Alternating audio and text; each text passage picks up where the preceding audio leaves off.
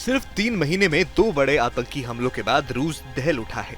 जिस तरह से रूस में बड़े आतंकी हमले हो रहे हैं, उसे देखकर यह सवाल उठने लगे हैं कि क्या पुतिन की पावर कम हो गई है?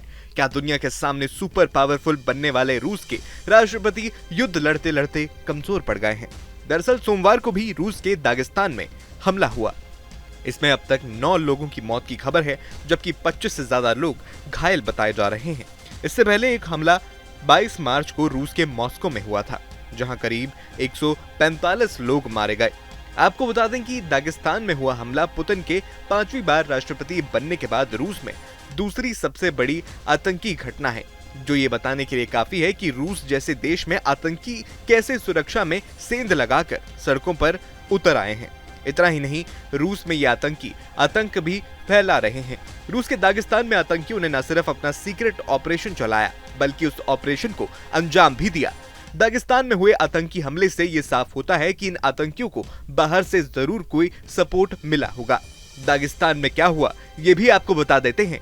रूस के दागिस्तान में एक के बाद एक 4 हमले हुए। इन हमलों में आतंकियों ने एक सिनेगॉग, 2 चर्च और एक पुलिस पोस्ट को निशाना बनाया।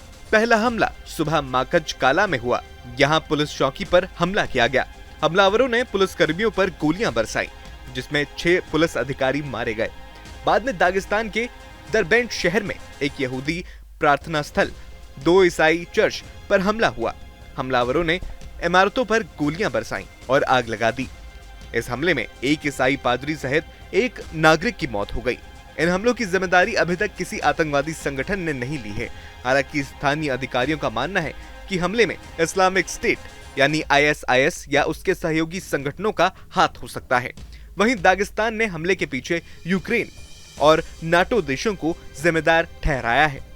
इससे पहले 17 मार्च को पुतिन के चुनाव जीतने के कुछ दिन बाद ही 22 मार्च को मॉस्को के मशहूर कॉन्सर्ट हॉल क्रॉक्स सिटी पर हमला हुआ। कॉन्सर्ट हॉल में अचानक से 4-5 आतंकी घुस आए और अंधाधुंध फायरिंग शुरू कर दी। इस हमले में सैकड़ों लोग मारे गए। इस्लामिक स्टेट ने हमले की जिम्मेदारी ली। एक तरफ पुतिन है, जो पिछले 2.5 साल से यूक्रेन से युद्ध लड़ रहे हैं। इतना ताकतवर देश होने के बाद भी यूक्रेन को हरा नहीं सके हैं। दूसरी तरफ यूक्रेन है, जो नुकसान झेलने के बाद भी मैदान में खड़ा है, रूस के सामने टिका हुआ है। ऐसा कह सकते हैं कि यूक्रेन युद्ध के कारण दुनिया में पुतिन की छवि को भी धक्का लगा है। दुनिया के कई मुल्कों, खासकर पश्चिमी देशों ने रूस पर अलग अलग तरह के बैन लगा दिए हैं।